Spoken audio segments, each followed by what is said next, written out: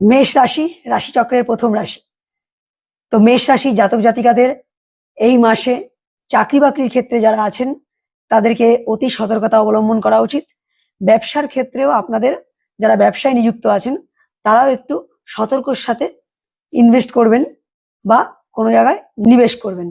তার কারণ আগস্ট মাসটা আপনাদের ব্যবসায়িক বা যারা চাকরি বাকরির ক্ষেত্রে আছে তাদের জন্য খুব বেশি শুভ ফলদায়ী নাও হতে পারে।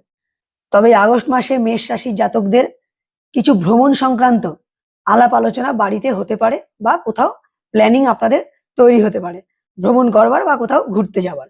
পড়াশুনোর ক্ষেত্রে যারা আছেন পড়াশুনোর ক্ষেত্রে আগস্ট মাসটা আপনাদের ক্ষেত্রে শুভ ফলদায়ী নাও হতে পারে, একটু মনোযোগ ব্যাঘাত ঘটতে পারে।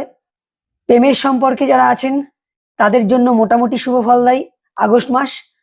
তবে কোনো সিদ্ধান্ত গ্রহণের আগে অতি অবশ্যই ভেবেচিন্তে এগোবেন, তাহলে সেটা আপনার জন্য সঠিক হবে। কিছু কিছু ক্ষেত্রে যারা বিবাহিত জীবন অতিবাহিত করছেন তাদের জন্য কিন্তু এই অবস্থানটা খুব একটা ভালো নয়। প্রেমের সম্পর্কেও কিছুটা দুর্বলতা আছে, তবে সিদ্ধান্ত গ্রহণে যেমনটা বললাম একটু ভেবেচিন্তে এগোতে হবে। আর্থিক বিষয়ে এই মাসটি কিন্তু আপনাদের মেষ রাশির জাতকদের খুব বেশি একটা সুফল দায়ী নাও হতে পারে।